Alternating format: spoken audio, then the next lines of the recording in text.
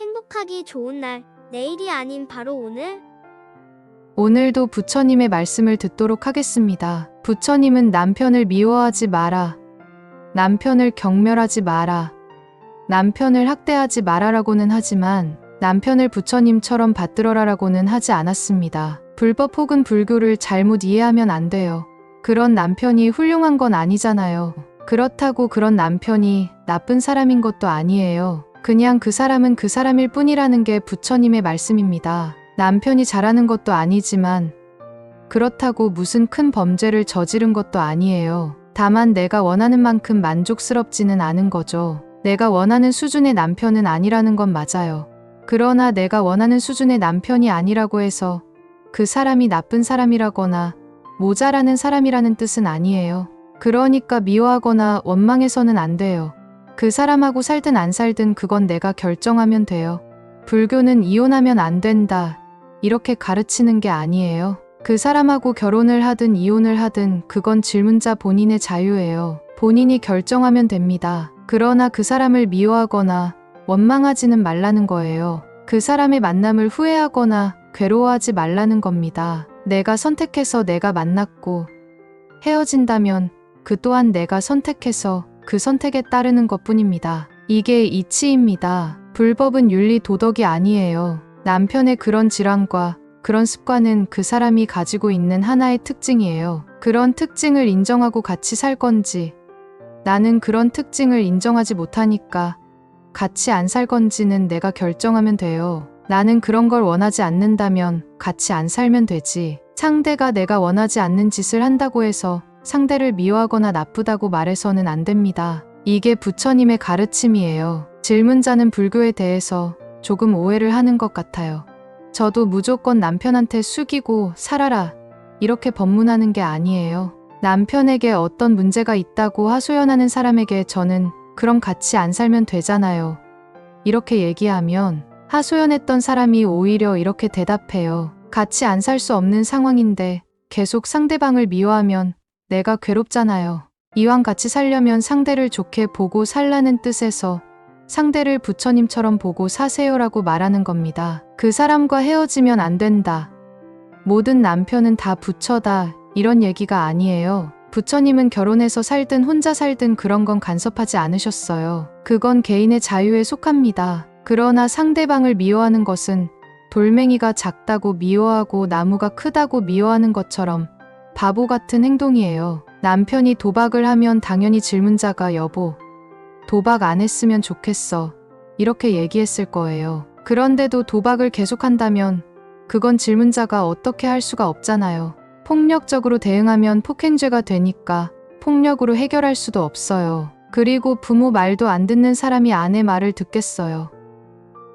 그러나 내 말을 안 듣는다고 해서 그 사람을 미워하지는 말라는 거예요. 사람은 다른 사람 말을 들을 수도 있고 안 들을 수도 있으니까요. 미워하지는 말되 그 사람의 상태를 인정하고 그런 사람과 같이 살 건지 안 살 건지는 질문자가 결정하면 돼요. 제 이야기는 그 사람과 같이 살라는 이야기도 아니고 살지 말라는 이야기도 아니에요. 악의도 있고 여러 가지 이유 때문에 내가 그 사람과 같이 살 수밖에 없다면 아이 아빠니까 존중해주고 좋게 생각하고 살라는 거예요. 나는 그런 거 싫다, 나는 혼자서 아기 키우며 사는 게 그런 꼬락서니를 보고 사는 것보다 낫다, 이러면 본인이 결정해서 이혼하면 돼요. 스님한테 물어보니 이혼하라고 했다. 스님한테 물어보니까 그냥 살라고 하더라. 이런 건 본인이 이혼하고 싶거나 그냥 살고 싶으니까 스님 핑계를 대는 거예요. 저는 같이 살든 헤어지든 여러분의 개인 인생사에 관여를 하지 않습니다. 일절 이래라 저래라 하지 않아요. 결혼을 하거나 이혼을 하는 건 개인의 자유에 속해요. 자기 선택에 속한다는 뜻입니다. 그런데 미워하거나 원망하거나 슬퍼하는 것은 괴로움에 속합니다. 헤어지지 않고 같이 살더라도 괴로움 없이 사는 길이 뭐냐? 헤어져도 괴로움 없이 사는 길이 뭐냐? 같이 살고 안 살고의 문제가 아니라 어떻게 하면 괴로움 없이 사느냐를 두고 대화하는 거예요. 무슨 말인지 알아들었어요? 네, 그런데 스님, 제가 남편 성질을 좀 받아주니까 점점 더 쉽게 화를 내고 험한 말을 합니다. 그건 내가 반응을 봐가면서 조절하면 돼요. 내가 성질을 냈을 때 상대가 성질을 안 낸다면 내가 성질을 내면 됩니다. 상대가 화를 내면 화를 좀 받아주면 되고 받아주기 싫으면 성질을 내면 돼요. 그런 것도 다 자기 선택이라는 거예요. 이렇게도 해보고 저렇게도 해보고 좋은 쪽으로 본인이 선택해서 살아가면 됩니다. 그 사람이 화를 내든 그 사람이 도박을 하든 그 사람이 게임을 하든 그건 그 사람의 일이에요. 내가 그걸 고칠 수 있으면 고치면 됩니다. 그런데 고칠 수 없는 것을 고치려 들면 괴로워지잖아요. 그러니 고칠 수 없는 거는 그냥 두라는 거예요. 날씨가 더워지고 추워지는 걸 두고 날씨를 고칠 생각을 하지는 않잖아요. 내가 날씨에 맞춰서 살죠. 집을 짓고 난방을 해서 적당하게 조절해가며 삽니다. 그런데 모든 걸 나한테 다 맞출 수 있는 건 아니잖아요.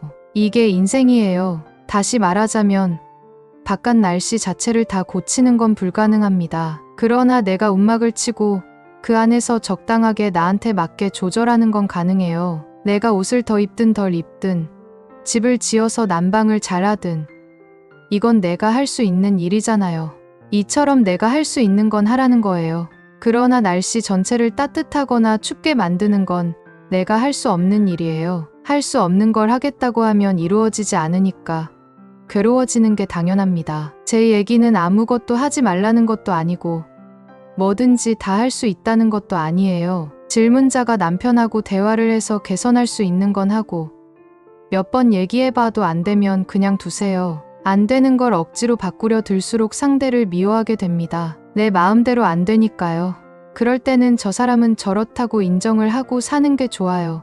또 그걸 인정하고 살기엔 내가 너무 힘이 든다 하면 이혼을 하는 것도 방법입니다. 그러면 또 아기가 마음에 걸리겠죠?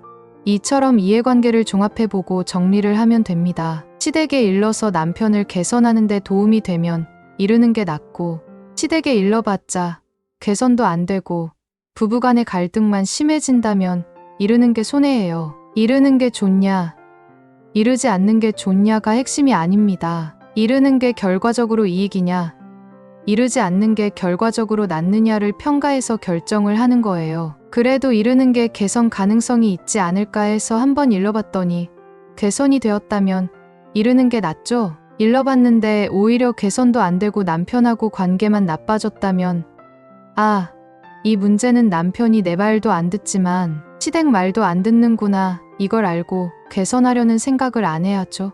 후자의 경우라면 이런 남편을 그대로 인정한 상태에서 내가 아이와 나의 삶을 위해서 남편과 함께 살 건지 안 살 건지를 스스로 결정하면 됩니다. 질문자가 바라는 제일 좋은 결과는 남편이 도박을 안 하든지 남편이 직장 생활을 착실히 하든지 남편이 질문자에게 잘하는 거잖아요. 그건 날씨가 춥지도 않고 덥지도 않기를 바라는 것과 똑같습니다. 그러니 남편이 어떻게 바뀌기를 바라지 말고 그런 남편을 둔 상태에서 내가 어떻게 하는 게 좋겠는지를 본인이 지혜롭게 결정하면 돼요. 몇 가지만 개선되면 괜찮겠다고 한다면 그 몇 가지 개선을 위해서 노력을 해보면 되고요. 노력해봐도 개선이 안 된다면 남편은 앞으로도 바뀌지 않을 거라고 봐야 해요. 그러면 현재 있는 그대로의 남편을 객관적으로 살펴보세요. 내가 원하는 게 100점인데 100점은 아니지만 80점은 된다면 계속 같이 사는 게 나아요. 만약에 헤어진다고 하면 그것도 결과를 미리 따져보면 됩니다. 이혼하고 아이도 하나 있는 여자가 새로운 남자를 만나 살려고 할 때 현재 아기 아빠보다 더 나은 남자를 만날 가능성이 있겠는지도 미리 점검해봐야 합니다. 그게 더 낫겠다면 그렇게 결정해도 돼요. 이 사람하고 사느니 아예 혼자 사는 게 낫겠다고 하면 그렇게 결정해도 되고요. 현재 내 조건에서 아이 하나를 데리고 결정을 할 때는 이 아이 아빠와 사는 게 낫겠는지 혼자 사는 게 낫겠는지 다른 남자하고 사귀어서 함께 살면서 아이에게는 아빠가 따로 있는 관계로 사는 게 낫겠는지 모든 경우를 잘 따져보고 결정해야 어느 쪽으로 결정하든 후회가 없습니다. 조선시대에는 이혼이 허락되지 않았지만 요즘 시대에 누구하고 사느냐는 내 자유에 속합니다. 그러나 이러한 선택의 자유가 있는 반면에 거기에는 반드시 책임이 따라요. 그걸 본인이 고려해서 지혜롭게 결정을 하는 거예요. 그건 누가 도와주는 게 아니에요. 본인이 잘 살펴서 결정하되 다만 감정적으로 결정하면 안 됩니다. 내 인생을 어렵게 만들었다고 남편을 미워하면 결국 아이도 자기 엄마가 미워하는 사람을 미워하게 돼요. 그러면 부녀 간의 원한이 맺히게 됩니다. 아이의 미래를 생각하면 아이에게 좋지는 않겠죠. 그러니 헤어지더라도 상대를 미워하면 안 돼요. 안 맞으니까 그냥 헤어질 뿐이지. 내가 뭘 잘못했기 때문이다. 내가 도박을 하지 않았느냐. 내가 게임을 하지 않았느냐. 이런 말을 하면 안 돼요. 그런 조건을 인정하고 그런 가운데에서 내가 어떤 선택을 할 건지만 결정하면 돼요. 이 세상에는 수없이 많은 다양한 사람이 있습니다. 질문자는 남편이 도박을 하다가 마이너스 통장을 만들었다고 했지만 멀쩡하게 있던 집을 도박으로 날려버리는 사람도 있고 도박 빚을 못 갚아서 자살해버리는 사람도 있어요. 그러면 남편이 죽어버리거나 엄청난 빚을 지는 것보다는 그래도 마이너스 통장을 만드는 게 나은지 헤어지는 게 나은지를 질문자가 선택해야 해요. 세상에는 그렇게 극단적인 상황에서도 같이 사는 경우가 있거든요. 그러니 그 마이너스 통장에 너무 집착하면 안 돼요. 까먹어도 자기 돈을 까먹었지. 내 돈을 까먹은 게 아니라면 큰일은 아니에요. 밤에 나가서 다른 여자를 만나거나 밖에 나가서 폭행을 하고 다니는 거에 비한다면 혼자 방 안에서 게임하는 건 어떻게 보면 큰일이 아니에요. 내가 원하는 일은 아니지만 그렇게 큰일은 아니라는 겁니다. 내가 원하는 일이 아닌 것과 나쁜 짓은 성격이 달라요. 그걸 자꾸 혼동하시면 안 돼요. 그렇죠. 괴로워하지 않는데 어떻게 과부가 생기겠어요? 미워하고 원망한 데서 과부가 생기잖아요. 지금 생각하면 이게 큰일이지만 나중에 돌아보면 그리 큰일이 아니에요. 이대로 살아도 나중에 돌아보면 별로 큰일이 아니고 헤어지고 혼자 살아도 나중에 돌아보면 별로 큰일이 아닙니다. 물론 지금은 어렵게만 느껴지죠. 여기 인도 성지순례하면서 샤워도 못하고 날씨는 덥고 세수며 양치질도 제대로 못하고 잠도 학교 교실에서 자면 그 순간순간은 진짜 힘들어요. 한국에서 살던 습관과 너무 다르니까요. 그런데 이걸 한국에 도착한 뒤에 돌아보면 어떨까요? 순례단이 오늘 출발했으니까 내일이면 다 한국에 도착합니다. 한국에 가서 열흘쯤 지난 뒤에 돌아보면 뭘 먹었는지, 어디서 잤는지, 세수를 했는지 안 했는지 이런 건 하나도 중요하지 않아요. 그러니 질문자도 지금에 너무 전전긍긍하지 말고 조금 크게 보고 결정을 하시면 좋겠습니다. 남편 때문에 힘들다고 찾아오는 분들에게 그렇게 힘들면 헤어지면 되잖아요 라고 하면 대부분은 헤어질 수 없습니다 라고 대답해요. 그 이유를 물어보면 이렇게들 이야기합니다. 애들이 있어서요. 부모님이 계셔서요. 남편이 이런 문제는 있지만 저런 건 좋아요. 얼마 전에도 어떤 할머니 한 분과 이런 대화를 나눴습니다. 남편이 다른 여자를 두고 있어요. 남편이 미워 죽겠습니다. 그럼 헤어지면 되잖아요. 황혼이혼을 하세요. 아이고, 이혼은 꿈에도 생각 안 해봤어요. 그럼 이럴 때는 어떻게 해야 되겠어요? 어차피 헤어지지 않고 같이 사는 건데 그러면서 상대를 미워하면 본인만 괴롭잖아요. 그래서 제가 이렇게 말씀드렸습니다. 이제 나이도 드셨고 하니 남편을 놔주세요. 다른 사람도 좀 만나보도록 그냥 두세요. 그래도 병들어 침대에 누운 남편의 똥오줌을 받아내는 것보다는 낫지 않겠어요. 남편은 그래도 자기 밥 자기 손으로 먹고 자기 똥 자기가 누잖아요. 자기 몸 가지고 다른 사람도 만나고 돌아다니는 걸 어쩌겠어요. 그게 문제이긴 하지만 그 정도면 놔두는 게 집에서 질문자가 남편을 간호하는 처지가 되는 것보다는 낫지 않을까요? 이런 말은 바람을 피워도 된다는 얘기가 아니에요. 주어진 조건을 바꿀 수 없다면 그런 조건 가운데에서도 내가 괴로워하지 않고 살아갈 수 있는 방법이 뭐냐는 겁니다. 그런 관점에서 헤어질 수 없다고 하는 분에게는 오히려 남편을 시비하지 말고 남편 말에 예, 알겠습니다라고 하라고 말하는 거예요. 주로 남편이 화를 낼 때 그렇게 하면 됩니다. 남편이 다른 건 다 좋은데 화를 벌컥벌컥 낸다면 화를 낼 때 아이고, 화날 일이 있었구나? 알겠어. 이렇게 받아주고요. 그래. 당신 말이 맞아. 알았어. 이렇게 하면 상대가 화를 안 내거나 내더라도 덜 내잖아요. 그러면 나한테 유리하다 이 말이에요. 그런 뜻으로 한 말이지.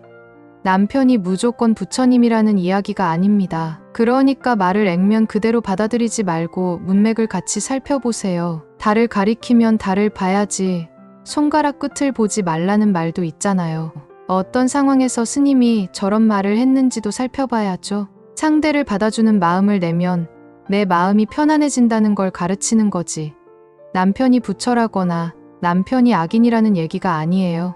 그런데 질문자가 제 얘기를 그렇게 들었다는 건 아직 이 남자하고 살고 싶다는 심리가 있다는 뜻이에요. 같이 살 때 좋은 게 더 많으니까 그 말이 질문자의 귀에 그렇게 들리는 거예요. 그러니 질문자가 조금 더 살펴서 신중하게 결정하세요. 중요한 것은 마음에 괴로움이 일어나지 않는 거예요. 지금 남편이 도박하는 것, 게임하는 것은 고칠 수가 없습니다. 또 정신적인 질환도 쉽게 고쳐지지는 않아요. 그걸 감안하되 내 돈까지 도박해서 넘기는 게 아니라면 그래, 아기 아빠가 없는 것보다는 있는 게 낫다.